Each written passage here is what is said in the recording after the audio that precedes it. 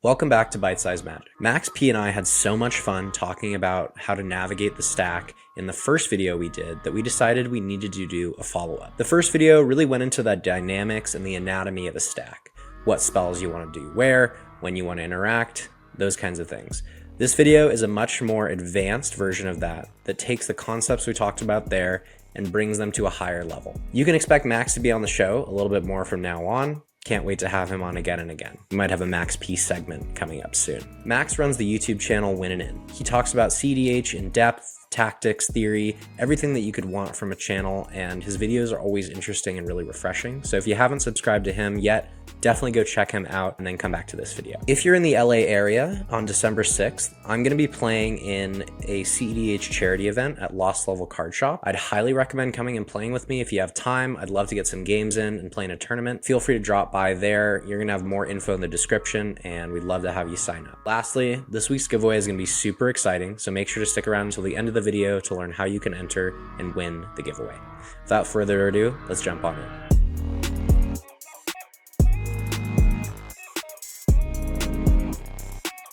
Welcome back to another episode of Bite Size MTG. Today I have Max P on for round 2 of the Stack War and other topics. Mostly going to go into the Stack War though. Thank you so much for joining me again, Max. Super pumped to chat. Dude, always a pleasure. Always a pleasure. Yeah, it was good seeing you over the weekend too. That was that was super fun. I know we've kind of run into each other before, but I don't think we'd ever really, met and hung out in any capacity. Not that we even got to hang out that much, but this felt like kind of the first time. So yeah. We got to chat a little bit. We got to hang out outside, do a little interview with Waffle and everything. That was fun. That was so much fun. Before we jump in, do you want to do a quick fishbowl chat? Yeah.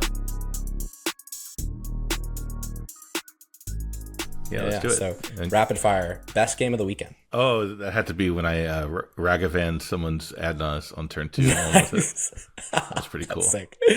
Oh, what a good feeling. It was awesome. It was this card's kind of sick. I'm like, Adnas? Oh, yeah, don't mind if I do. Thank you. Yeah. What about you?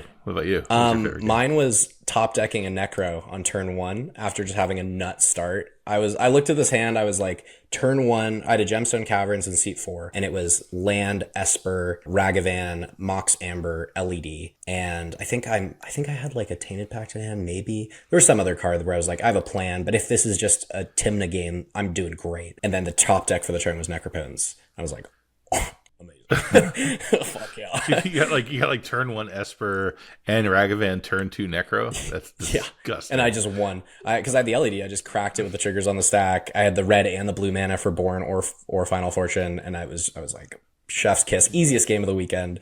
But yeah, I got really lucky.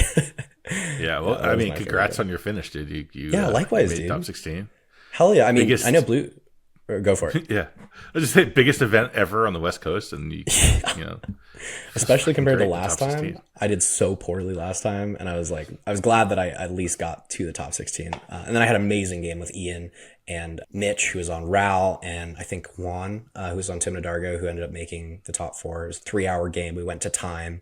I lost because we were in time and we hit 3 hours. I had a resolved abolisher and a beseech the mirror for the win, and I was like, I'm so close. Yeah. Apparently Ian had 30 seconds more, please. So, yeah. It was a great game. It was a really good game. Mine was literally the opposite of yours. Yours was a 3-hour game. Yeah. Mine was probably over before you guys finished mulliganing. Really? Was it turn 2? Yeah, it was turn 2. Sylvie on the play on Tymna Dargo just crushed us. Game over immediately. Cool. Yeah, it was insane. So nutty. It was insane. The best thing about it was she, I had a fish. I had a pretty good. I was in C2 and I had a great one. I thought it was a great start from a mold to 5 that included a gemstone. I ended up with a fish in play. I had 2 lands and I had a Gitaxian Probe in hand. And I'm like, this is fine. This is totally fine. Yeah, I'm gonna draw lots of cards. I'll be great. And then Sylvie just untapped, and the only non-creature spell she cast was a Mana Vault.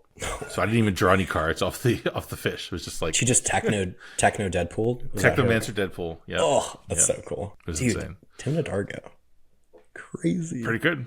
2 top 4s Yeah, I'm just blown away. I really want to play it more, and I think I probably will soon. I'm not sure if you're investigating any other decks right now or if you're sticking with Blue Farm. I mean, I'm looking around. I don't know that I'm gonna stay on Blue Farm that much longer. Once the Cabbage Merchant and all the Avatar cards come out, then I think I'm gonna be looking to brew something else. Yeah, I'm in the same boat. I think Avatar is gonna make some really, really fun decks viable. Yeah. You know. Yeah, absolutely. And I'm really hoping the meta slows down just a little bit. Me too. It doesn't like not too much. Like I don't want to go back to Ristic Study slop, hell. Mm-hmm. But this business of turn 2 being a privilege and turn 3 is mythology. Like it's just too ridiculous. Yeah. It's just full parasitic. I do think that with the dominance of Turbo, like the great thing about metas is they're so liquid and people want to always have the counter to the best deck. And so if people see Turbo as being the best thing to do, like I'm already seeing stacks start to come back into favor, which will, I think, slow down the Turbo decks. But also, dude, like I just feel like people are going to start I so deeply hope people are going to start respecting Turbo more. Because like I was talking to Logan from Critical EDH the other day about this, and he was saying like he doesn't see how we're going to get back to mid range, and he doesn't see like a big card that really shifts everything. But like I was thinking about it, and I'm like, it isn't like a single card, right? What ends up happening is people get sick of losing so fast, and like I'm just going to put this Deafening Silence into my deck, just one card.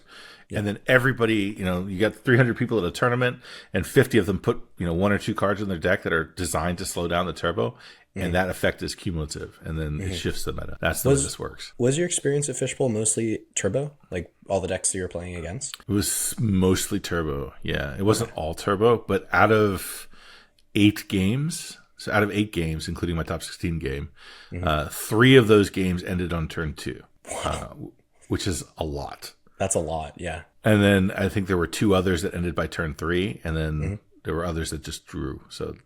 I actually saw a lot of stacks. Like, weirdly, I felt like I was getting kind of some interesting picks or interesting matchups. But like, I played against round 1 with Evan. I played against TNT, who had a turn 2 Null Rod, turn 3 counterbalance. So whoa. Yeah, that game went to a draw. And then I had another game against this Sisei player who's used to live in San Diego, now lives in Hawaii. And he's playing Deafening Silence and much slower, much more controlled build. And then my win-in game into top 16 was I think his name's Jesse Feliciano. He's from Tucson, and he played Bruce Kamal, I think. I played against him too. Yeah. He's super cool. Yeah, but his deck that's like a hardcore stacks. I played against him too, and I think it was round two, I think. And the Atali player Sunglasses, who ended up in top 4, was also in that game. And he played like a turn 2 or turn 3 Collector Oof, right? Which completely shut everything down. And it was great. Like, and really cool guy. That guy's a really interesting person, like very smart. And he's definitely cooking. He's definitely cooking. I'd be down to play some like more stacksy decks. I think you and I probably both thrive in more mid-range style games just because they let you use politics more. Turbo games are kind of like, do you have it?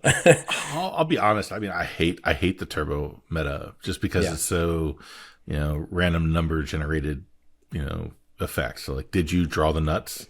Okay, no, then you're losing this game. That's it. Like, there just isn't a lot of play. Like, and every game is, the guy goes for it on turn 2 or turn 3, and you're like, you hold your breath, and does anyone have anything? It's like, it's just no agency. Like, I hate that. Like, I want like the game to play out. I want to like, hey, I was smart enough to, play this value engine, and it's an awkward, at the right time, and it worked out for me. Like more skill based stuff. Like not that Turbo is not skill, because the lines that you use to win in Turbo are very technical and require a lot of skill. But just the fact that like if you don't have the Turbo hand, you're not in the game, and that I hate that. I hate that. Agreed. Yeah. I talked about it before, but I think it's the difference between playing a Turbo deck and playing a more mid-range or stacks deck is in Turbo, if you can play the deck the best, you win the game. And in more mid-range games, it's who can play cEDH the best as a whole game, not just my deck goldfishing it, And I love brewing decks that have agency. I love brewing decks that are built to like run into whatever situation they run into, and they're built to adapt to them. Like I want to adapt to what's going on. Like I don't want every game to feel the same. Yeah. And with the turbo decks, that's kind of how it is. Like you have like 3 or 4 different like lines of play that you're going to go down, and it's the same every time. Yep. Whereas when it gets more mid-rangey, the game draws out. A deck that's more versatile all of a sudden becomes just so fun to play. Like you just so many different ways to approach the game. Yeah, it's great. Completely agree. Yeah. Hell yeah. Okay, sweet. So to jump on in, I want to just do a quick recap of last time, just so that we're on the same page, and everyone else who if you didn't watch the video, I definitely would recommend watching that first and then coming and watching this one. It's not like we're going to talk about anything that's like prohibitive if you didn't watch the first one, but I do think it's going to give a bit more context to the conversation. And the big things I think we touched on that I really want to bring up this time is last video we went over sort of the anatomy of a stack war, all the pieces that go in. We talked about counter spells, we talked about silence effects, we talked about stack breakers, and we talked about like pieces of interaction like brain freeze or bowmasters or like mayhem devils, ranger captains, like kind of these more static effects or effects that get around the stack in a really cool way. We also talked about when to hold your interaction and say like, oh, this is not my fight, and when to get in and contribute. And anything else we touched on that you think would be important as like primer for this conversation? Well, I mean, I think people just need, I think the first conversation, like you said, was really an anatomy of the stack war. Like, how does it work? Yeah. What are the different kinds of cards and plays that go into the stack war? But I think if we didn't go deeper than that, like I think that this is great because we have an opportunity now to go to the next layer, which is the subtleties of each piece of interaction. Like how can you get more out of it than just the straightforward counter the spell? What else can you get out of it? How can you get ahead of it more? But I think what we did first was like a good primer. Yeah, I've gone back and watched it a few times myself to remember like some of the things we talked about. Me too. So it was fun. It was a fun conversation too, and I've heard I got a lot of positive feedback. A lot of people have said that it was useful information, which is great. Yeah, me too. And again, thank you to everyone who watched it and commented, and like anyone who found it useful. It's those kinds of like reactions or comments are what is going to make Max and I looking to do more conversations like this. And I do believe these kinds of conversations are perhaps not to be like inflated or anything, but I do think these are some of the most important conversations to have and to help people inform and how to actually progress in the game. So I'm glad that it resonated. Okay, sweet. The first thing I want to do is create sort of a game plan for this episode. So talk about all the things that we really want to get into and make sure that we're on the same page and that people are kind of able to follow along. I'm also going to include some visuals after, and we'll see how that goes. But the first thing about this conversation that we want to do is how do you win? And we're still working on terminology, but it's kind of like the Cold War. So before the stack war begins, how do you win that resource accumulation game, that arms race that sort of occurs where everyone is gathering their butter, and you're getting ready to develop advantage pieces. And for me, those advantage pieces really are cards, mana, and information. Those are the big three. Yeah, agreed. So that's the first big bullet point. Second thing is, I think when you get to play good players, like really good players, they're not just sitting around waiting for something to happen. They're very keenly aware of their window. And we'll talk about what a window is, how it applies to this, but it's the ability of a strong player to recognize the board state, recognize how much information they have, make sure that they're ahead, and then initiate and window shop in a way that favors them. So kind of going in at the right time, picking your moment to begin that stack war that's going to emerge in a game. Well, and forcing other players to initiate rather than you necessarily. Yes. Like it's not about make it happen. Don't just wait for it to happen. Make it happen. Mm-hmm. Right. You want to pick your opportunity because it's going to favor you much more. And like you said, when you can make someone else do it, you get the advantage in the game of not being the problem. And you get to 3v1 one person, right? And so if you can pick that window, it's kind of like a counterattack that you get to launch instead of initiating. Yep. And then the third thing is when you're in these wars, you do get to points sometimes, whether you're in a Swiss or a top 16 game, where you just realize that maybe the battle that you're fighting, this particular stack, is not going to be winnable. And you need to figure out either how to force draws or how to say, hey, let's all live another day. Let's end this right now, work together as a team to stop the person who's ahead. and keep going, keep the game progressing. And that's sort of the wrap up of this next layer of the onion. Finding an exit strategy is what I think is really what it is. Yeah, absolutely. So that's kind of the frame of this conversation. The first piece of this, like we said, how do we win the stack war before it begins? To me, this is like, what does that mean, right? Like, what does it mean to set yourself up for a positive interaction? When I think about this, the easy things that come to mind are setting up your resource engines. So those are things like Rhystic Study and Mystic for cards. Those are things like Smothering Tithe, maybe a Burgi, Lotho for mana. And then the third layer is information, which comes in each interaction in the game. You know, it's like, I put a spell on the stack, we get a reaction gauge, we see if people have stuff. That gives me information when I want to go for it of how much is in people's hands, you know, right at that moment. Yeah, and I think fundamentally, you know, like you said, it comes down to you got mana, you got cards, you got information. You know, to a lesser extent, life total will matter to some extent as well. Like if you have ways to threaten life total, that resource can also matter. But the other thing is not only what is visible and what is on the table, or even what's been told, but also the capability and the ability to get more of those resources. You know, like for example, Burgi is one you mentioned, but the Horn of Harnfell is an amazing thing because you get into these stack wars where, okay, I have 5 cards in hand, but I have a Horn in play. That means I have 10 other cards that I can get access to in the event of a stack war. So like I have invisible resources that I can gain when I need to on the fly, like having an Adnaz in hand that I can cast at the end of a stack war to get more resources, right? Absolutely. And you know, those kind of ability to get more. And like some decks are really well equipped to do this, like Thrasios decks, right? Having 6 or 7 activations in some cases, right? Like I have my resources in my hand and then I have the activations as well, right? Which gives you a hidden advantage over others. Yeah. I like that term, invisible advantage, right? And it's not always invisible, but it is not. You can show someone your hand in a Thrasios deck, or if you have a Horn on board, and appear super unthreatening, you know? Be like, oh, this is what I have. It does take a good player to be like, well, you have that, but you also have access to all these more invisible resources on board and available to you. And how do you one see of the that, decks right? that's notorious for doing that is Tayam. You know, Tayam loves to do the thing where they're like, look at my hand, I only have 2 lands. I'm like, brother, you have 8 counters and 12 mana. I don't care what's in your hand, right? Like, but to one of the most important skills is being able to see that information. And you'd be amazed at how often you're sitting in a pod and you miss it. Like you miss that there's all those cards that they can get access to and you're just not thinking about it. So like you really have to be on point and see that hidden advantage, right? Yeah. And maybe we categorize this. The decks that really present the most hidden advantage to me are Thrasios decks. Usually it's a Rog Thras, sometimes it's Tim Thras. Tayam, another awesome example of sort of hidden advantage. We talked about last time Magda and Sisay because they can activate on the stack, right? And that's another form of hidden advantage, because they can toolbox their way into anything they want. So evaluation of that's super important. Yep. And kind of what dovetails into this for me is you need to be able to understand both your deck and other people's decks and how their advantage engines look. Because a blue farm, my best advantage engines are Rhystic Study and Smothering Tithe, almost hands down. But something like Rog Thras, their best advantage engines are Gaia's Cradle and Biomancer's Familiar. Right. Sisay, it's legends and mana.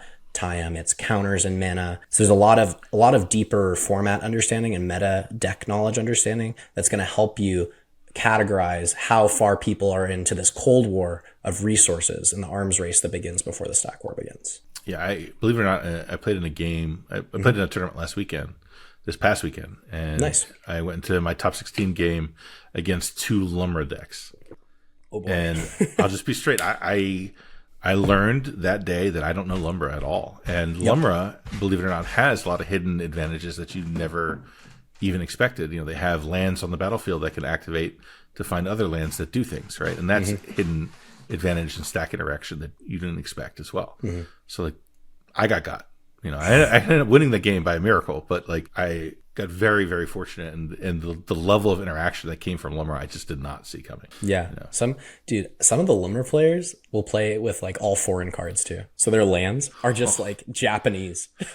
And I'm just like, what the fuck is this? How am I supposed to even know what these do? The worst thing is like we're sitting at the table and like all the lights are on, and the way I'm positioned and the way the two Limmer players were positioned, the glare on their cards made every card just look like a white rectangle. Like I couldn't see what the cards were, so I had to be like, wait, I got to read all of your lands again. I know I read them just a minute ago, but I got to read them again because I just don't know what the hell's happening. Yeah. One thing I've talked about a bit in coaching sessions is having a notepad next to you to record information is super useful. It's a tool I don't use all the time, but when I do use it, and in these sorts of situations, it's really, really useful, especially against like a Lumra or a Tayam or something like that, just to keep track of what's on board, what do they have access to, you know? Yeah, absolutely. Yeah.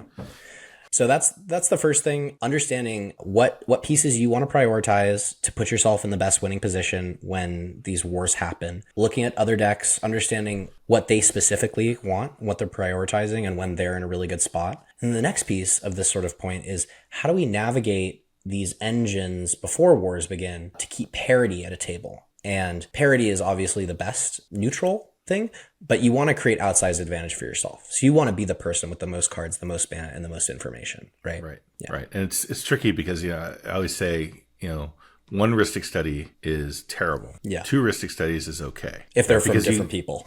If they're from different people, exactly. Yeah. Right. Because you want that balance. You want people to counteract each other. And, you obviously want to have the resources too, but it's better for multiple players to have the resources and counteract each other while you can get access to what you need to keep up, right? Yeah. So you keep those two balanced against each other, then you find your way. The other thing I like to do is I will go for the opposite of what they have, because again, it's mana, cards, right? So if there's 2 heuristic studies in play, and I have, let's say, for example, Beseech the Mirror, and I can go get and resolve an enchantment, I'm probably going to get Smothering Tithe because it's the opposite resource that they have. So now every time they get cards, I'm getting mana, and then after that, I can find ways to convert that mana into cards. Yeah. Right? You can often, I find with mana, it's easier to burst, You can have, in Blue Farm specifically, like if I have a Smothering Tithe, I get to have turns where I go Timna Crom and a creature from hand. All hard to counter, not super high on the like totem pole of things you need to interact with, but they're gonna put me in that position where it's like I might actually not appear that threatening, but I'm gaining smaller incremental advantage in the card category when my mana is just like at a premium. Oh, absolutely. And you have sneaky ways to get card advantage from that mana in those situations. Like my favorite thing is I resolve a Smothering Tithe. 3 players have draw engines. I don't have a draw engine. Like, guys, I only have 1 card in hand. What am I going to do? Like, you guys are way ahead of me. Yeah, I have 15 treasures, but what am I going to do? Oh, look, Professional Facebreaker. And now all of a sudden in one play, I've caught up and passed, their card resources. Boom. In one quick play. And difficult to interact with play too, because it's a creature. Yeah. Same with something like a Fairy Mastermind. Super innocuous piece, but with 3 heuristic studies at table, you're going to be drawing almost as much as a single one of those, sometimes more. Right. Yeah, absolutely. And if you have the Tithe already, you get to activate the Fairy. But I think there's a lot of cards that play off of each other really well like that. Thrasios is kind of an example of that. So is Kinnan, where if you have the mana, you get to flip into card advantage with your commander. Well, Fairy is such a good example too, because Fairy does everything. It does it all. So it gives you straight card advantage, first of all, both from its triggers, right? Because other people drawing cards, you're drawing cards. It's a great Timna attacker, right? So you can swing at people and draw cards that way. And then it also gives you hidden advantage, right? If you have a lot of mana, let's say you have a Smothering Tithe and you have a Fairy, like you can activate Fairy and give everyone cards. Now you're getting cards and you're getting mana. So you're actually outpacing everyone with that card. And it's hidden advantage again. Like it's something that people aren't going to be thinking about. Like they see you have 4 mana, you have a Fairy, you have 3 cards in hand. Well, now I can activate it. I get an extra card. Everyone draws cards to fight each other, by the way. Yes. Right? And I get mana back. I get refunded. Yeah. It's fantastic. Yeah. Fairy Mastermind plus a Smothering Tithe is a Biomancer's Familiar plus a Thrasios. It's a 1 mana activation because you're getting those 3 back, which is crazy.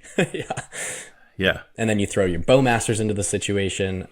Like you said, Facebreaker is one of my favorite cards in Farm because of how it interacts with Smothering Tithe. I just love how that works. But yeah, and it makes me go down the rabbit hole of like, damn, do I need more like flash enablers to put creatures into play, or like, you know, the whole lurking predators idea, or the sneak attack, or, you know, those kinds of things. Like, that sounds so cool.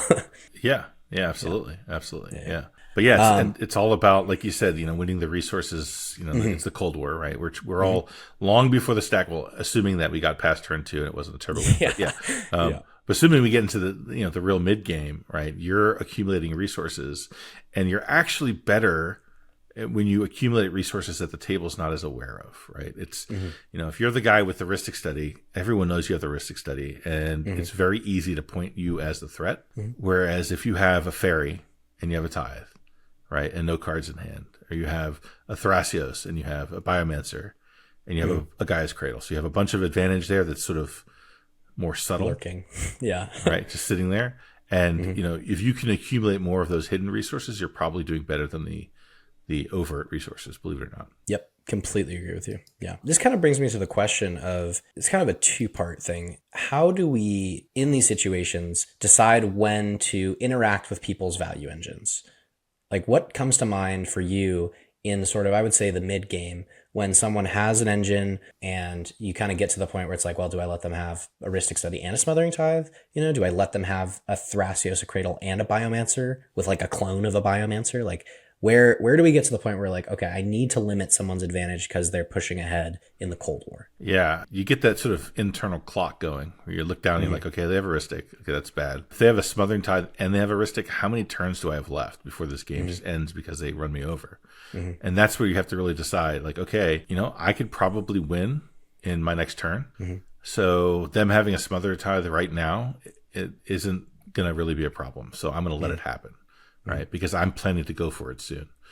Or if I know that the player before me is about to go for it, and them having the Smothering Tithe will give them the means to stop that player from going for it. Right. Yep.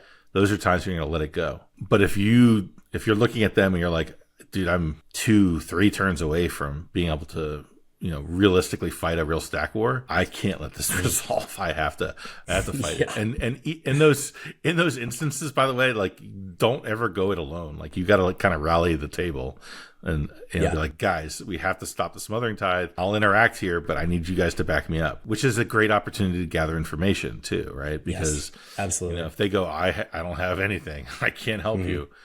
Okay, well, that's good to know. I'll go and fight now, and then if it gets to my turn and I can put a win on the stack, I know you can't stop me, right? You know, all of that is important. But it's a complicated question. I think, like I said, I think most of the time you really have to make sure that they can't outpace you before you can win. I think that's really the critical decision point. Yeah, it's contextual, but I think the skill that you need to develop here is being able to look ahead, being able to predict outcomes that are happening in the future based on current board states and things that you're letting happen. You know, like you said, can I win in a turn if this person has a tithe?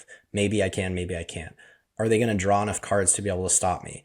Are they going to be able to push at flash speed if they have the mana and the cards available? So I think to me, this really comes to the crux of like, when you're in game and you're in these situations where you're in the Cold War, practice the skill of looking ahead and being like, where are we going to be in a turn cycle if everything continues as it is right now? Who's in the lead? Who's accumulating?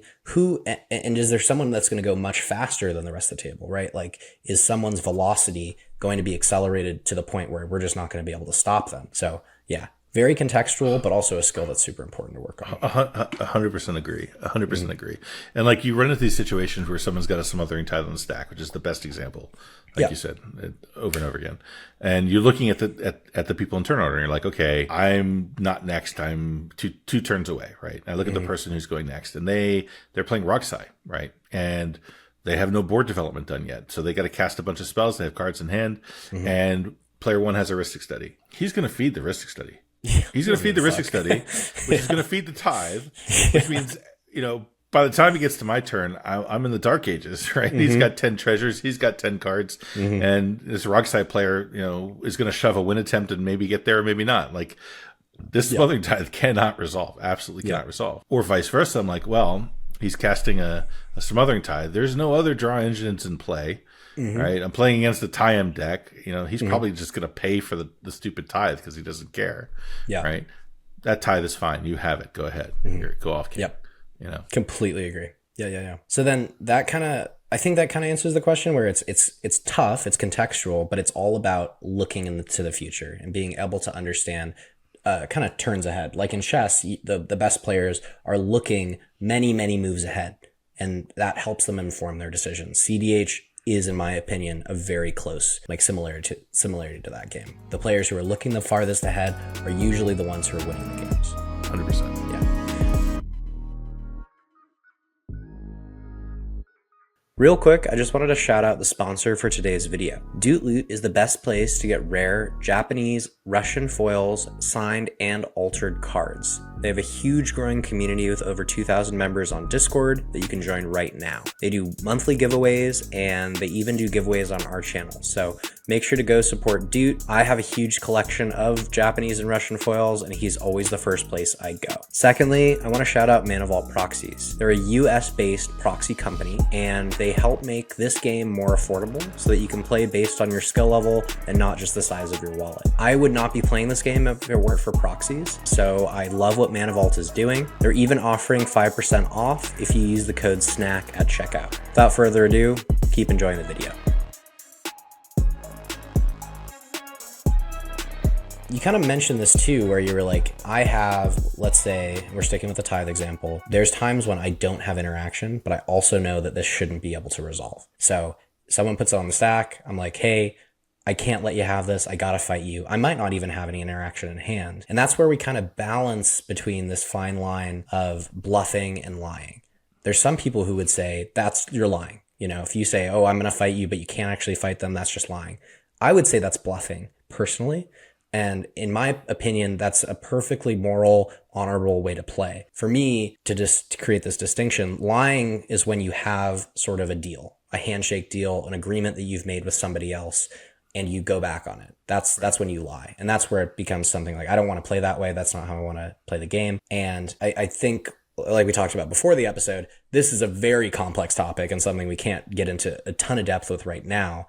But I think both of us are players who are going to use bluffs to help us progress ourselves in the game, to make people think that we're scarier than we are so that they don't cast those engines, or sometimes to be like, oh, I don't have anything, but you do have a couple pieces of interaction, Yeah. And language is important too. I mean, you can bluff without lying, right? You can, my favorite example is I was playing a game at the last Fishbowl, not Fishbowl 5 or 4. I don't remember which one it was. Yeah. And I was playing against Kyle from That's a Good Card. Yeah. And he's so great. I love both of them so much. Yeah, really so great. They're fantastic. But, Mm-hmm. We were playing against a Rog Tevesh deck, Turbo Stacks deck, and we had to work together as a table to stop them. But doing that put Kyle in a position to win. And at that point, I had to bluff in order to force the draw. And what I did was I said, I have the survival of the fittest. And on my turn, if you don't take the draw, I'm going to cast the survival of the fittest, and then I'm going to tutor. And he goes, "It's not going to stop me. Why would that stop me?" And I look at him. I said, "Well, based on what we know, because he had Adnons and we knew everything that was in his hand, you're going to have to tutor on your turn. You're going to have to tutor in order to win the game. So if in that case, if you don't take the draw now with survival, I would have to go get opposition agent to stop you." Yeah. And he's like, "Yeah, that would work." And I'm like, "Yeah, that would work." And then we if all I played shook hands opposition and agent. and I said, "And by the way, I don't run opposition agent."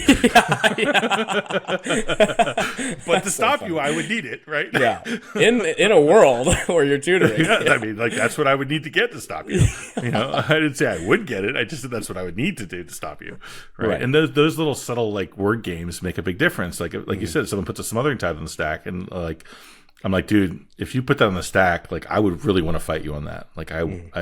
I probably would need to fight you because if that resolves, I'm in trouble. And they're like, oh, well, can you show me a piece of interaction? And I'm like, no, I'm not going to do that. I'm not going to give you the information. Right. And then it puts them in a position. Right. So now it puts them in a position where they have to decide, are you full of shit?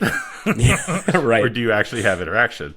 Right. And you get so much out of that because, first of all, if they blink and they're like, okay, I won't cast this, then that means they probably don't have any interaction of their own, right? Yes. Or if they do, they don't want to use it, right? So you back them off so they don't end up casting it. Right, it's super powerful. If they do cast it anyway, then they do have interaction, right? You get the information on the other side of it, and then and then you gotta like commit to the bit, right? At that point, you can't be like, you got me, I don't have anything. You gotta, like you do the thing where like you look at your cards and like, I don't think now's the time. Yeah, I'm gonna let this resolve, guys. Could you have anything? We shouldn't let this resolve. Yeah, right. And that way you didn't give away that you have nothing, right? Right. Well, and you can use that, like you said, you can use that to work with the other people. I've had this exact scenario where it's like, I say what you said, they're like, I'm going to cast it anyways. And then I look to the player to my left. I'm like, hey, like, here's my hand. Do you think I should go for it? Do you think I should interact? And I have no interaction at all. And then you get to kind of play this fun game with the person next to you where you're like both in this bluff together. And they're like, oh no, you should save that. You should save that. I'll go now. Right. Yeah. And then like, if that person does have I showed him a hand. I had like 3 fetch lands. And I'm like, I showed him the Bloodstained Mire. I'm like, should I do this now? Yeah. It's so funny. Yeah. And that's where it's like cEDH becomes really fun because you get to have these temporary teammates who are kind of in on the bit, right? And this other person who's like, what the fuck is going on? Like they must have tons of pieces, right? And they're coordinating how to stop me. So even if I have a piece of backup, like I don't know how much I commit to this, right? Right. Exactly. Yeah. And then you do the thing where like, well, if he does cast it, I'll do this, and then you do this, right? And then like it just like throws them completely off. It's great. Yeah. And I've fallen subject to that too. I'm often pretty straight up when I play, and so if someone's bluffing me, I kind of struggle to say, oh, I don't know if they have it. I've been in scenarios too where it's like I put a Nas on the stack, someone's like, don't go for it. I'm like, show me why not, and they show me the Force of Will, and I had this in a top 40, and I just sat there for a second. I was like, wait a minute, you need a blue card for that. You show me a blue card, and they're like, I'm not going to show you the blue card. And I'm like, okay. Sure. Oh, dude. Perfect example of Fishbowl round 4. I was against Freedom Waffle, and I had a resolved Underworld Breach and a Lion's Eye Diamond in play. And Waffle had a Mystic Remora and had 13 cards in hand. And he's like, he give me this look, like, are you going to keep going? Are you going to keep going? Are you going to keep going? And I'm like, shit, what does he have? Yeah. He has 13 cards. And he's like, and then like, he shows his hand to the other guy, and they start comparing hands. He's like, well, I would take a draw then, I guess. And I'm like, wait, I'm supposed to, what? And they did. They intimidated me into taking the draw when I had a win. Yeah. Because I was sure that they were going to blow me out and I was going to lose the game. So I'm like, all right, fine, I'll take the draw. And then afterwards he had nothing. Like they couldn't have stopped me. That's crazy though, right? Because it's like both of us are good. I've fallen prey to the same thing, probably from Waffle also. Another topic that I think we should dive into in a later episode is talking about these draws, because I know people are they're like, oh, there's so many draws happening. I think people are taking too many draws. I think people are not pushing when they should push, me included. Like I fuck this up all the time where it's like, damn, I should have just gone for it, right? I wouldn't have a draw if I had just been like, whatever, I'm sending. And I think we as players are becoming, well, the first part of it is like we realize that forcing draws was a thing, because that's not something that's been going on for the majority of cEDH. Like for me, that's a bit of a newer, in the last maybe year and a half, 2 years, that's been like a really big part of the game. And I think more people are getting into that. But that also creates this sort of sense of like, I'm only going for really safe wins. Anything that's like a little sketchy, I'm hesitant to go down that road. And I think getting into the intricacies of that would be an awesome conversation for the future. Oh yeah. Yeah. And there's a whole psychological thing to talk about there. Like, cause you get blown out once by like a Boseiju being the only card that can answer your win. And then you're like, everyone has Boseiju in every game I play. At all times. Even if they don't. Like you just assume they have Boseiju and you get warped around it and you get afraid to go for things. Like that whole psychology is a whole other conversation. Yeah, absolutely. Yeah. The last kind of point on this is what Max and I have been coining as political espionage. So having the third, we talked about cards with like Rhystic Studies or Thrasios, Biomancers. We talked about mana in the form of Gaia's Cradle or Smothering Tithe or whatever it might be. And then the last piece of this is the information advantage game. And like we've kind of been talking about through all of this, information advantage is gained through interactions with other players. Usually happens when advantage pieces are put on the stack that are a little scary. Sometimes you put your advantage piece on the stack and people have the conversation. They're like, oh, I can't let you have this. And you're like, well, show me why, And they're like, I can't show you, but I have something. Sometimes they do, sometimes they don't. And so using all these examples to pull information and to stockpile it for when you're going to need it is a really important piece. I think we kind of touched on that. I don't know if you had anything to add to like the political espionage angle. Well, I think you sort of build this little catalog in your head where you think, okay, player A has these 3 pieces and maybe this other one that I don't know about. This player has 2. This player doesn't have shit, right? And you kind of build that little mental catalog. And then what you're doing is as you're looking at your own pushes, you're like, okay, I can send it, but this piece is one that I can't work around. And then you start playing this political game where you try to like encourage that player to use that one piece that you can't deal with to answer something else. And you play that little game that goes, and this is all leading up to the stack war, right? This is before the stack war even happens, which is, or maybe a mini battle before it occurs. Right. And that's the other thing is you can bluff a stack war. Right. Brian Koval is famous for this. One of his things he always likes to do in Blue Farm is end step cast Adnos with absolutely no intention of that spell ever resolving or fighting over it or anything. He just casts it because it's bait. Right. He wants to see people interact with it. He wants to see people panic and gather the information and get rid of interaction. Right. He'll do that. So you can do that. Like you could do that with a Grand Abolisher. You can cast Grand Abolisher, knowing full damn well that it's not resolving and that it's not going to win you the game, just to eat all the pieces of interaction you need to get rid of. Yes. Right. And something to note on this is, especially in non-blue decks, dealing with silence is really hard. And it's why I've been putting more silences in the deck. Like I've been testing Orum's Chant and Revel in Silence in addition to actual factual silence.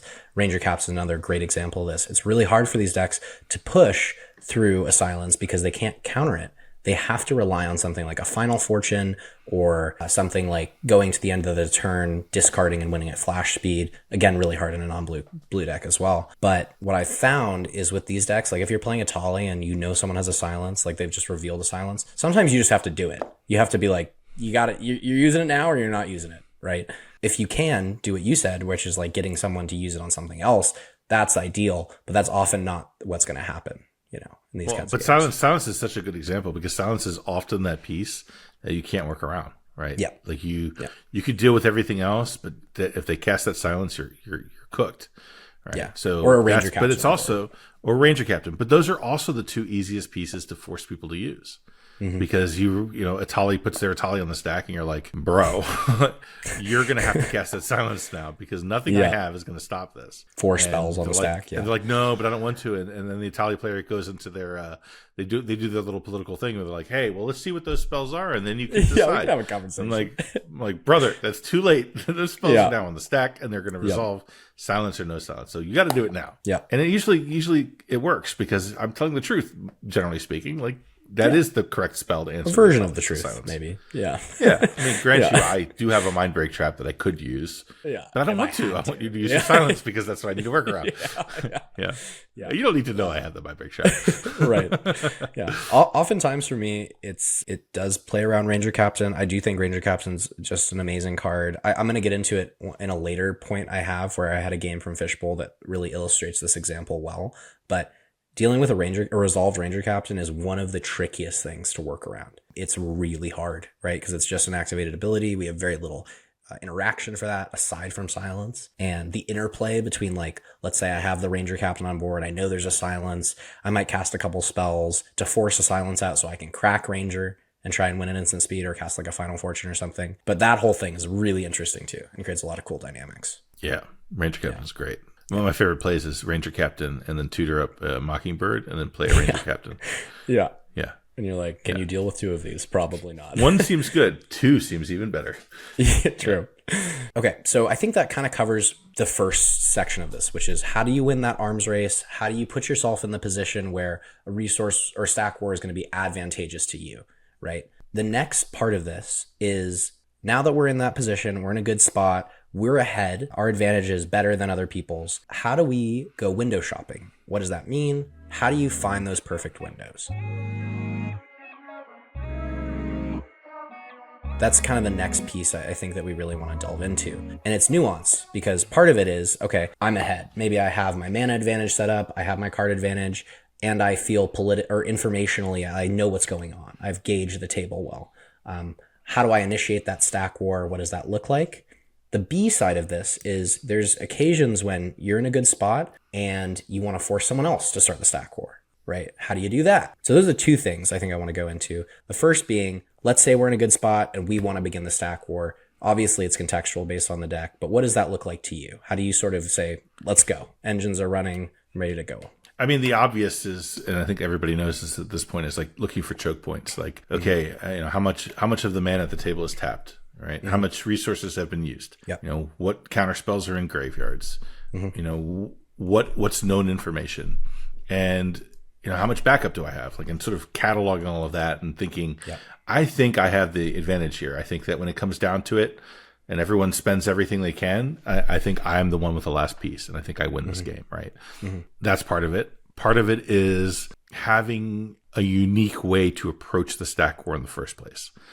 Examples of that are things like Mysterized Village or Cavern of Souls, right? Where you can force a spell through that can protect everything else that you're doing, right? Yeah. Those are the sort of the key indicators of windows, but also sometimes it's just it's just you just read the table, like it's all that political espionage up to that point, like where you're like, damn, when that player over there cast his creature, I swear I could see his butt clench, like he doesn't have answers to creatures. Like, I can tell, like he just doesn't have anything, right? So like you get that sense for like, I think I can resolve these pieces of my win line, that's really what it comes down to. But sometimes like you just have to kind of probe at it, right?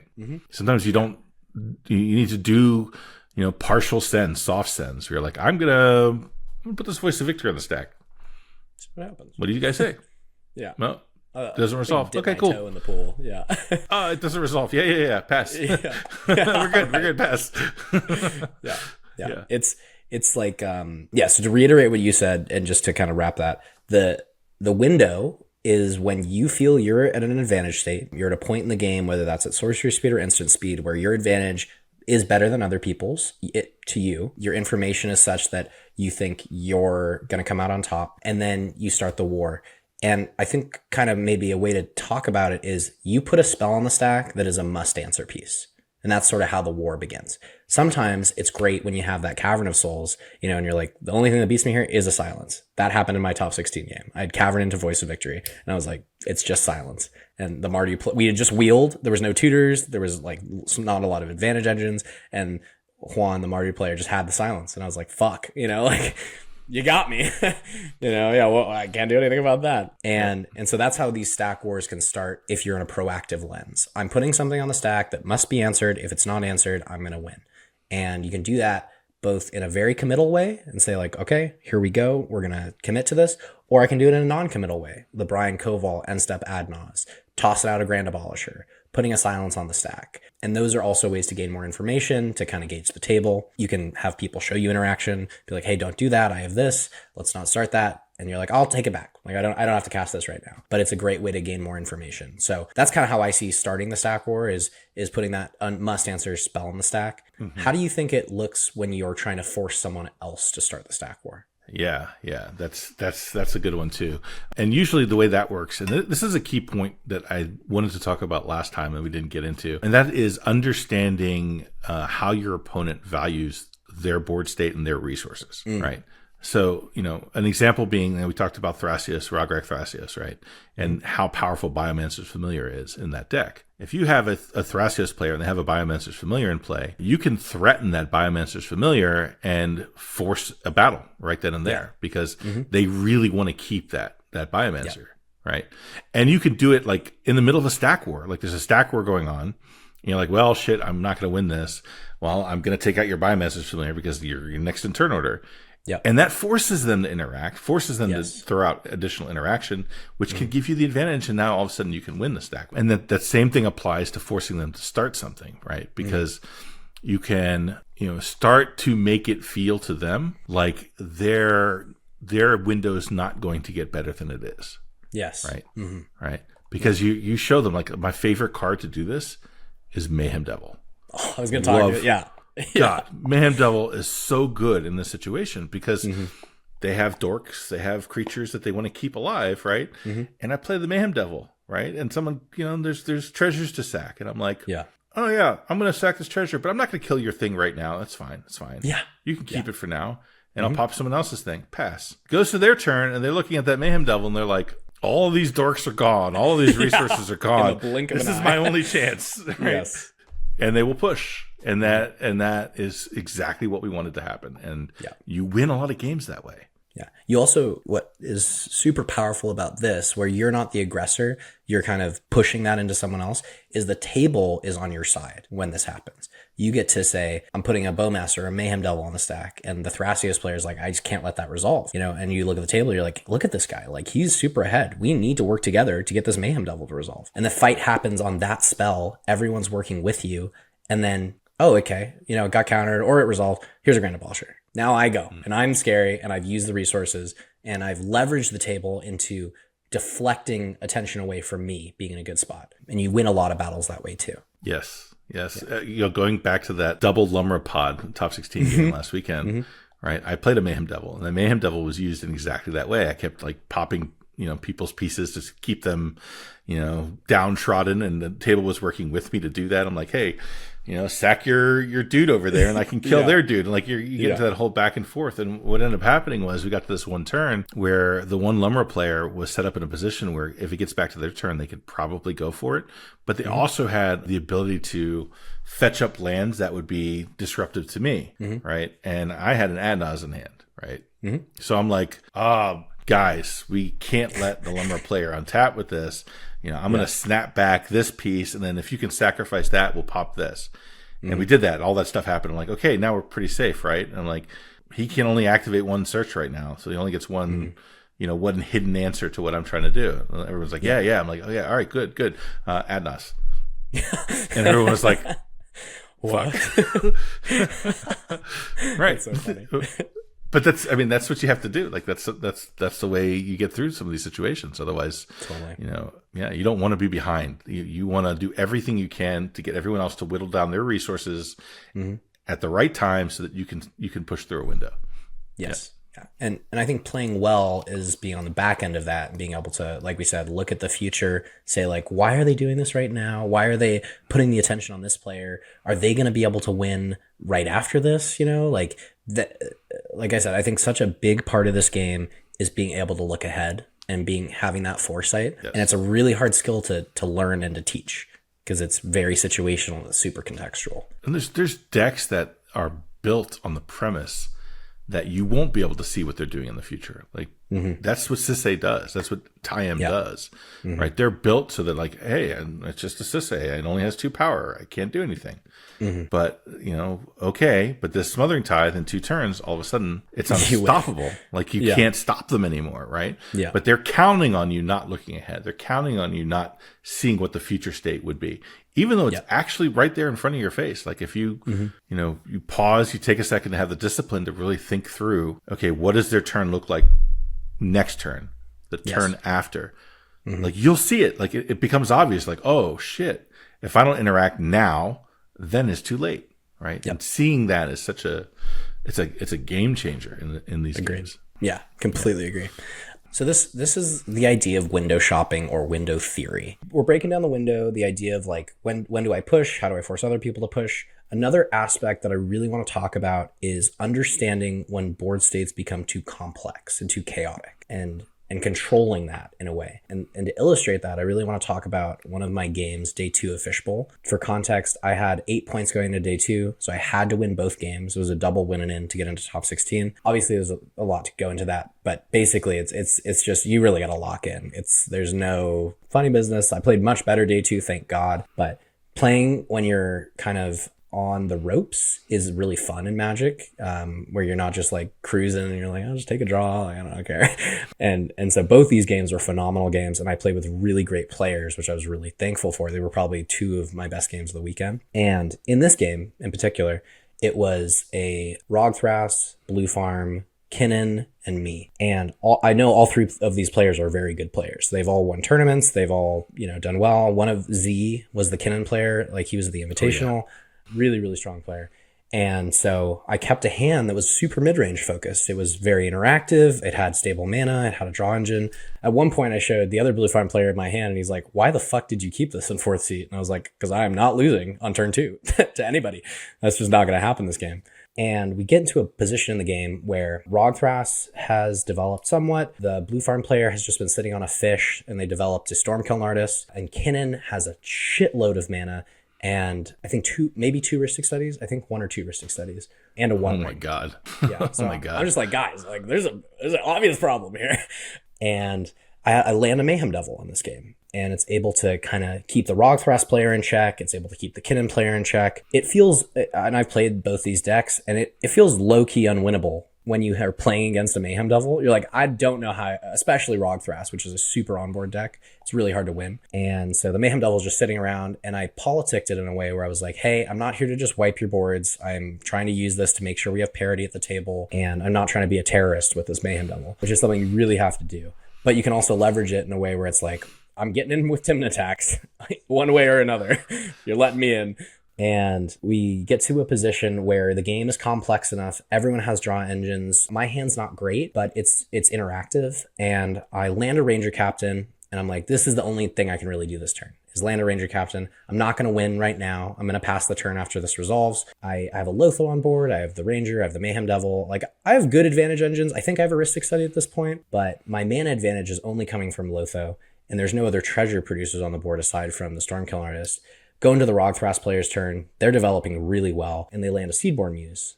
And I look at the board state, and I do exactly what we've been talking about. I'm like, okay, the Rogthras player, if they untap, is going to have shitloads of mana. They're going to have Thrasios activations out the ass. They have a Biomancer on board already. It's going to get super complicated. The blue farm player has a fish, bunch of cards in hand. I think they have 2 open mana, and they're not white sources, importantly, but they have the Stormkiln Artist. So any spell they cast, they're going to make a treasure and be able to do what they want.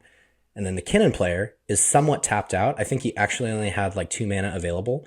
And I'm like, this is my window. This is the time to go. Shot. Yep. Yeah. Yep. I'm in the end step of Rogthras's turn. I have this Ranger Captain on board. I have a Born in hand. And what I do to start the war is I look at Stormkiln Artist. Because I'm like, the only thing that beats me here is a silence effect, if that's going to resolve. And 3 players with all their interaction in hand are definitely going to beat me. So if I can just eliminate the Stormkiln Artist before he gets treasures, I'm going to be in the clear. Because I can just pop the Ranger Captain at that point. So I have, I think, like 4 treasures, and I just crack a treasure, point it at the Stormkiln Artist. And we kind of do this song and dance. They realize it's going to die soon, and so they have to put all these spells on the stack to try and get triggers, you know, and make the white mana. And so I get them to fight nothing. Like I think there's like Flesh Duplicate on the stack, and I was like, that's going to be a Ranger Captain. So now is the time. And so they're like they're like force of willing the Flesh Duplicate. They're all fighting. And I just keep generating treasures from Lotho throughout all this. I'm just killing the Stormkiln over and over. Eventually I get to the point where I can pop the Ranger Captain. They've already cast Born. I'm just responding with the pings with the Mayhem Devil. And I crack the Ranger, and I'm like, you have no treasures yet, so no one can silence me. And at this point I have a ton of interaction because I have my Rhystic Study in play. And also super importantly, I'm the first person whose triggers are going to resolve because I had just passed the turn. That's like a huge thing for people as well. If you're the last person, you get to draw cards first, you get to make treasures first from Tithe, you get all your triggers to go first, and you can hold priority on everyone else's. And This was just a game where it was like my static onboard effects are able to force people to interact with nothing. And then I get to a point where I just get to crack the Ranger. So that's kind of the last piece I want to introduce here is if you're in a good spot and you're like looking at your window, make sure that your advantage does not get taken over by chaos and complexity on a board state, you know, where 3 people are able to interact. Go when you feel like you're ready to go and pay attention to those pieces like a Flesh Duplicate that's going to copy your Ranger, which is just going to make the game too fucking murky. You would not get another chance. Like that was going to be it. Like if that Flesh Duplicate resolved and you have a second Ranger Captain, you're never getting a window. It'll never happen. Yeah. Well, there's a world where I could like maybe crack my treasures to try and kill his. And then you don't advance at that point. Yeah. Well, luckily because these were all good players, we were all in win-in situations. Like we all knew like this game couldn't end in a draw. So we're like, someone has to win this game. Right.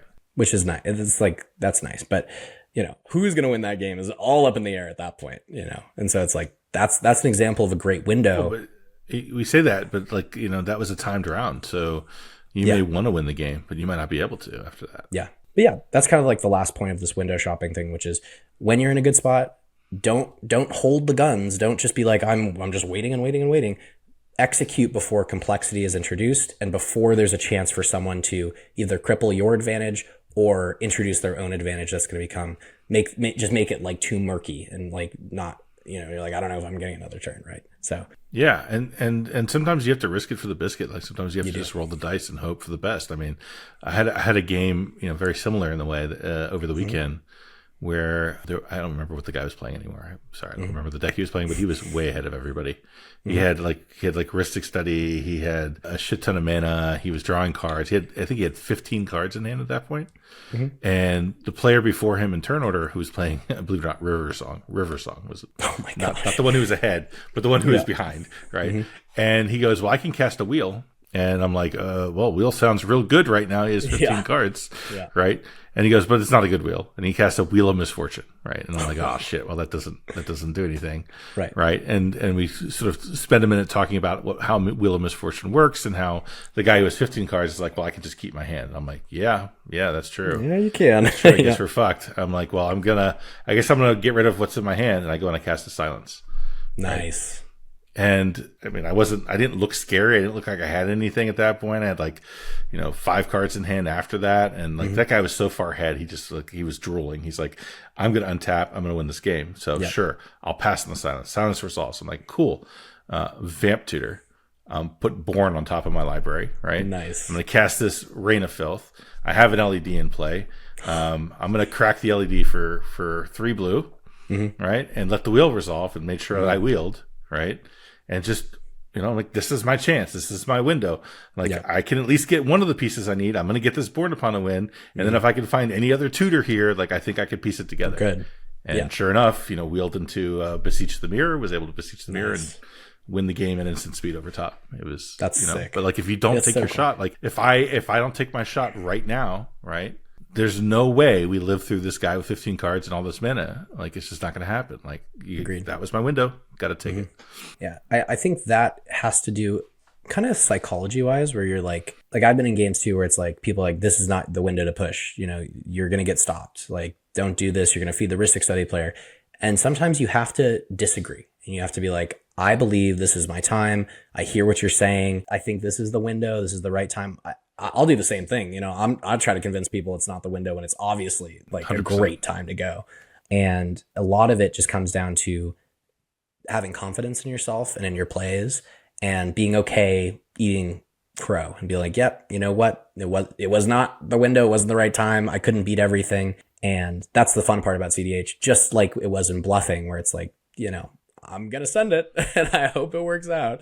Even though I'm getting 3 people who might be really good players who are like, don't do it, don't do it, don't do it. Yeah, exactly. Yeah. And sometimes you miss. Sometimes I crack my LED, I dump my hand, I do all those things, and then I draw a Born Upon a Win in 6 lands. Yep. And you're like, that can happen. Yeah.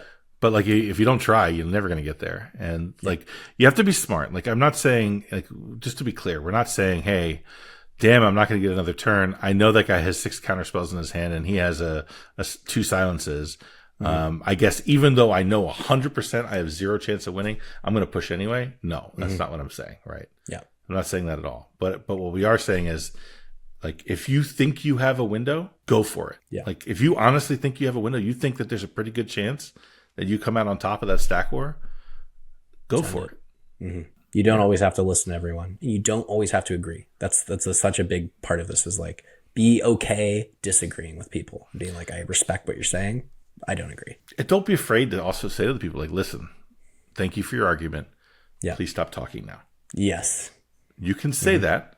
It's not mean. It's not disrespectful. It's listen, I need you to stop talking now because now I'm going to play and I need to be able to focus and I need you to shut up. Yeah. Right. Thanks. Yeah, agreed. I think that's a great wrap on the window theory part of this, right?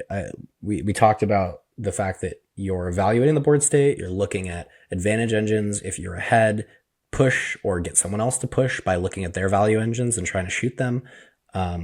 The idea that if you're in situations of lower complexity, if more complexity or chaos is being introduced, try and get out of that before you're ready. And then the last part of this is sometimes you have to trust your gut. You have to know that some people, no one has your best interest in mind at the end of the day, but you just have to be okay disagreeing and being like, I hear what you're saying.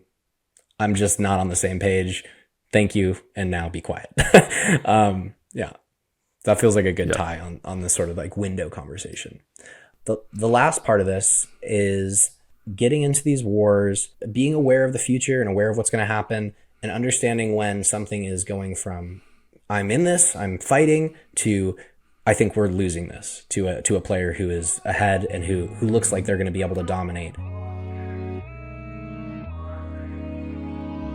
And the factors to this is understanding when something is lost, when a battle is lost, being able to talk to the rest of the table and explain that position. And then the third part of that is like, depending on what game we're in, if we're in a Swiss or a top 16 game, either pivoting into forcing a draw or pivoting into ending that stack battle and everyone living to fight another day and making deals that are going to allow you to do that. Right. Finding an exit strategy from a stack you're about to lose. The exit strategy. That's really Absolutely. what it comes down to. Yeah. So for you, when you're in these, what are some key indicators that a stack war is lost? Like, what are the things you want to take into account where you're like, this is just not going to come out positive for me. You know, we need to stop what we're doing now. I mean, it's another complex question because, oftentimes what ends up happening is you realize it too late. Like you realize, oh shit, I'm down to these last two pieces of interaction and he still has all these resources. He hasn't used this. He hasn't used that. He has onboard Ranger Captain still. Like I've lost. Yeah. I can't get out of this, and it's too late. Right? You have to be a couple of steps ahead of that. Like when you start to feel like, and I hate to say I play with my gut a lot, but I do play with my gut a lot. Right? And I get that feeling where I'm like that guy is looking more and more confident as we work through this. I think that I'm not getting out of this alive. Right? And just like when you have to trust your gut and push when you feel like the window's there, you also have to recognize when your gut's telling you you've lost this and it's time to aggressively find a way out. Because if you don't get it before you cross the threshold into too late, like it's over. No point of no return. There's no getting back. And you have to, at that point, enlist the entire table to exit. Because what's happened is you've come to the realization that what you have isn't enough anymore. Right? So you have to bring the whole table in and say, guys, look, here's the situation. Yes, I pushed. It's on me, guys. I'm sorry. It was my fault. I did this. I created the situation. However, right, I can't win anymore. And I'm not going to win anymore. And I'm committing to it. Like, this is when you, like, being honest really matters. Yes. Right? Because I say to the table, look, I am committing to not winning right now. I'm committing to it. Yes, I know I tried. But, like, at this point, I have to stop. So I am committing to you all that I'm not going to win. I'm giving up that, but in return, like we need to work together to stop Jim Bob over there because Jim Bob's about to win. Looking real right. Good. He's looking real good over there. See that smile on his face? Yeah. Now's the time. We gotta do something, right? And then you start pooling resources and looking at each other's hands and figuring things out together, which is really tricky. Like you mentioned, in a top cut game. Yeah. Versus a Swiss game. Swiss game is not that hard. Swiss game is kind of easy, right? Because you're like, okay, let's force the draw. Yeah. We got to draw out of this. That's our way out. In a top 16 game, there's no draw. That's an option, right? So now you're making these weird deals where you're like, hey, let's stop this. I promise you get another turn. Like I won't win now. I won't win on the next turn. Like you start making these deals to try to elongate the game to give more chances to try to get back into it. And all of this can be somewhat avoided the more foresight you have. Like if you're going into this and you're having the awareness like, oh, at some point down the line, I'm not going to have enough. Super hard to do in a 4-player game with unknown resources and engines that are going to be pumping, and factors that can just emerge like a Bowmasters, or like a Fairy Mastermind or something like that. That's just like, oh, that changes the equation completely. But generally, you don't get into these situations as much if you're able to have more awareness of what's happening steps down the line. But like we said, no one's perfect. We're all going to get into these situations. And when they do occur, it really comes to you to say, it's time to cut my losses here. If I'm cutting my losses, what's the best option? In Swiss, it's most likely forcing a draw. In a top 16 game, it's elongating the game. And I think the best way to talk and to frame this is it comes down to how you are politically navigating with the other people at the table who are definitely not winning. For me, the big parts of that are, first of all, establishing I'm no longer trying to win the game. And I'm committing to that. I'm making a handshake deal.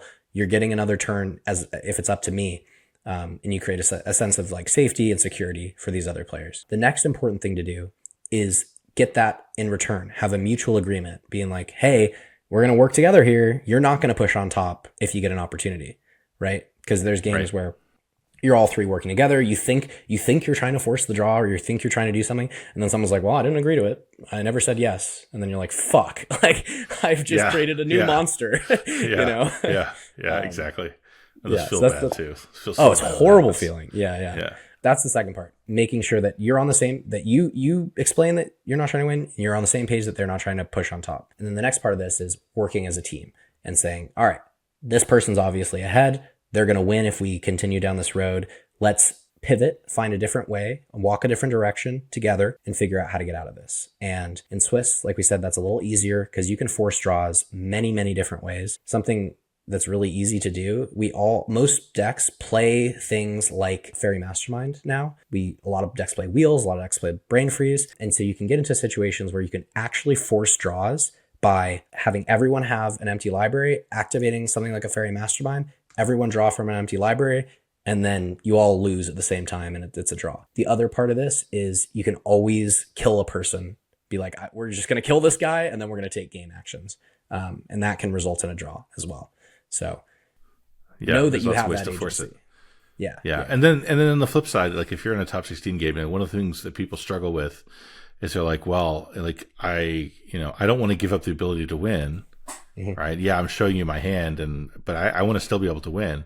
And like, well, if you're going to take that stance, then we can't really work together, and we're all going to lose right now. Yes. And the thing to realize is, okay, yes, like I have this breach in my hand, and in order to get the table to work together, I have to agree to just not cast this breach. Yeah. Like, and that sucks because that feels like the way to win. Yeah. I'm better off not losing now and then trying to find another way to win the game. Even if the percentage is very small, it's still better than losing, right? Than losing right now. And accepting that is difficult but important, right? Mm-hmm. Yeah. I think a big part of this is learning how to pivot in your own mind to being like, I'm cutting my losses here, and how to then have sort of like a round of deals enter the table that extends the game, make sure that you don't lose immediately, and that if you pass the turn to the next person, that they're not going to win. And I think that's complicated too. It's nuanced, and that's something that you need to practice in these scenarios and learn how to politic on the fly, basically, and say, and you will get caught, by the way. You will. It will. Yeah. And that's how you learn, right? Like that's the best way to learn, hands down, is to just put yourself in as many scenarios as you can. But yeah, those seem like the big fundamentals. But like you said, we could do a whole episode on bluffing and lying in these situations. Right. Like Absolutely. And I think we should. I think we will. Yeah. The last part of this is, like I said and I mentioned before, let's say that you're in the stack war and that someone else is pushed and they're like, oh shit, I can't win. And they talk to the rest of the table and they're like, hey guys, we got to force this to a draw, or we got to force this into a situation where we're getting more turns. You as that person who's like, I'm not taking the draw, or I'm not part of this coalition. Like my goals are different than everyone else's. Learning how to navigate that and putting yourself into these 3v1 scenarios, I think is another really important skill, and learning how as the aggressor, you can manage the rest of the table. You can work to 3v1 people, and you don't just draw because you're afraid that someone else is going to win, and that's a tough and tricky thing to do too. And I've gotten good at that in some scenarios where like you go into this mode where you're like, okay, I'm going to recognize that the three of them together can probably stop me, right? Mm-hmm. That can probably happen. They're probably going to be able to do that. Mm-hmm. But are they going to be able to stop me and have enough resources left after stopping me to have any chance at all in the game afterwards, right? Yeah. And I start looking to position myself to come out at the end of it, not having won the game on the spot, but having gone so far ahead of the rest of the table that it just becomes inevitable. Right? Like, okay, yeah, you're going to counter all my game-winning spells, but at the end of it, now I can resolve all of these value engines, and you've lost all of your interaction, and you have to pay for Pact, and your library is gone for your consult. Yeah, and I'm good. I'm at peace with that, like, and accepting that, and like also recognizing the pivot there, where you're like, okay, I'm not going to win, right? Because they're 3v1ing me, but how can I turn this to my advantage so that when the stack war ends, I'm best positioned. Right. Yeah. You kind of regress in a way, and you say, I'm no longer fighting for an outcome right now. I'm going back into the arms race, and I'm saying, how do I position myself for the next battle that's going to occur? Right. Yeah. And the politics are interesting because Yeah. you don't necessarily want to give away that you're doing that. Like, you want them to think, oh, you're pushing. He's pushing. He's still trying to win. He's still trying to win. Like, my favorite play when it comes to that, like, is I love putting a Thassa's Oracle on the stack. Right, with no Tainted Pact, with no the amount of consultation in hand at that point. It's just like the end of a stack battle, and like, I haven't got there. I'm not going to get there, and I put this Thoracle on the stack, and everyone freaks out, and everyone does all this stuff to stop it. And I'm like, cool, it resolves. Yeah, I'll look at these top 2 cards. Yeah, cool. Scry. And I'll put this Tithe and pass. Yeah, and that's another great way to get information is like faking a win attempt. Where it's like, oh, what are you gonna do? And everyone's talking the whole time, and you're like, oh, that guy has nothing. That guy has a pact. That guy has this, and then you're like, great, road's clear for the Smothering Tithe to go and resolve. Yep. Yeah. Anything else in this idea of sort of pivoting in the stack war from either being in a winning position or recognizing when someone else is in a winning position and trying to either force the draw or to live another day that we didn't cover? I mean, I think we covered a lot. I think we did pretty good. Yeah. Yeah. Let's jump into the recap then of kind of what we did today and sort of wrap it up in a nice little bow tie, and then maybe chat about like what next steps either we're going to explore or that other people can look into. So the first thing we talked about today was how to win the stack board before it begins. That looks like resource accumulation. It's this arms race. You're trying to accumulate mana advantage, card advantage, and information advantage. Those are sort of the big 3. And throughout the beginning of the game, in that first part, you want to be ahead. You want to be able to either keep parity at the table or put yourself in a more dominant position, an advantageous position. The second part is once you have this stronger position, you want to look into windows. And that either comes in the form of forcing your own windows or making someone else push. When you try to force your own windows, you want to put spells on the stack that must be answered. These are silence effects, win conditions, flash effects. When you want to put someone else in that position, you're trying to look at their advantage engines and say, what is something that they're not willing to lose? And how do I get them to start fighting and put them into the aggressor role? Yeah, sort of the how to go about window shopping. And then the last thing we talked about was in these stack battles, recognizing when you're not going to win them or when someone else is going to win them, when they're looking more dominant, and then reconciling with the rest of the table, either to say, hey guys, I know I push, but now we got to work together to not lose. Or you, player B that's pushing, stop. You're going to force player C into the win. Come back into the group, and let's all work together to live another day. Yeah, I think you nailed it. Anything else to add to sort of that wrap up of like everything we went over? I think you nailed it. I mean, I could talk about this though. We could go for another 2 hours easy. Yeah. I'm curious. I'm curious what people, what do people listening think we haven't gone into deep enough? Because I'm sure, like, there's some of the stuff where we could go even deeper and talk about like situational. I don't know what do people want to see us do? Like, where do you want us to go next? That's a big And one thing I've really been enjoying doing is sort of like giveaways on the channel to try and give back. And I think a big question for this and how people might enter the giveaway this time is, give us your take on what we've gone over in these last 2 episodes. Let us know what has been missing, some things that we haven't clarified enough information on, other topics. Maybe it's not related to this that you want us to go into, because I think Max and I are super interested in doing stuff like this on a regular basis and really delving into deep theory that I don't see get talked about enough. So yeah, audience there, let us know what you want us to do. Yeah. We love geeking out on this stuff. I mean, this is what so I live much for. fun. Yeah. I just forget the camera's on and we're just chatting the whole time. It's super fun. Yeah. As a little teaser, I think next time we talked about a couple things that we might delve into. The big 3 to me were lying versus bluffing. That would be a really fun conversation topic. The second one was I remember one thing I want to talk about deeply was looking at all the draws that are happening and being able to evaluate. When do I actually have to take this draw? And when do I need to push back and say, no, I'm not taking the draw?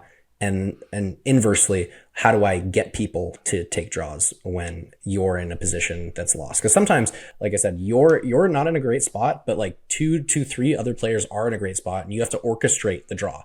you know, from a position of low resources, right? So that would be super cool to chat about too. Yeah, and I've had so many instances of that we can really talk about, like over and over and over again. Yeah. Okay, sweet. One thing I didn't do is shout out your podcast. I absolutely love the podcast. Maybe we do the next episode on yours, actually, if you want we to. We could do that. We go back and forth. Go back and forth. Yeah, exactly. But make sure to go check out the Win It In podcast. It's one of my favorite podcasts on YouTube for cEDH. And again, thank you so much for joining on this episode. I'm so excited to just have this be like a regular thing that we get to do like once a month. Hell yeah. Me too. Awesome. Thanks for having me, Zach. Appreciate it. Yeah, of course, dude. All right. I think that's it. Again, leave any questions you have, leave any ideas for us to go over next time. And yeah, go play Magic, have fun, and hope you guys have a great day. What a great conversation. Thank you so much to Max for chatting with me about the stack and really diving into the deep nitty-gritty of how to win these stack battles. Now, for those of you who stuck around, it's giveaway time. Bite Size has really been working with artists in the channel, and it's a big part of what we're trying to do, is to expose artists to the community as a whole and to get their art out there so that people can get access to it, buy it, put it in their decks, use it as their tokens. Today, we're working with one of my favorite artists in the community, Kai Sawatrix. Kai has been gracious enough to give us a token pack of his mana trackers, and he's letting us give them away to you for free. I highly recommend checking out Kai's Twitter and also his website. You can see all the graffiti art that he does. It's really unique and really, really cool. So if you want your commanders altered, just like all these ones below, reach out to him. I know he does custom alters. He's from Germany, and his art style is extremely unique and some of my favorite in cEDH. Also, if you're an artist in the community and you're interested in promoting your work, please reach out to me. I would love to help promote it through my channel and help you get more attention and more people who are aware of what you're doing so that we can make this game as beautiful and artist focused as possible. If you want to win this week's giveaway, just like cEDH celebrity and Magic mom Emily Doan, all you have to do is give me the takeaways that you have from this episode. What was the most useful thing we talked about? What's something you'd like us to talk about next time? Let me know in the comments down below, and we'll make sure we get you those tokens free of charge. Make sure to reach out to Max on Twitter and follow his channel, Winnin' It. Like I said, some of my favorite content on YouTube comes from Max, and I could not recommend his channel more. If you're interested in cEDH coaching, reach out to me. I won last year's Top Deck National Championships, and I have a pretty good resume of tournament wins under my belt. I'm really interested in helping players become the best they can be, and so if it's something you're interested in pursuing, you can find me on Discord at snack5322 or on X. I'll have those linked below as well. If you enjoyed this episode, make sure to like, subscribe, and comment your takeaway for a chance to win this week's giveaway and so that we can bring you more videos like this. These were so much fun for us to record, and we're really glad that you guys are enjoying them. That's it for this week. We'll catch you next week.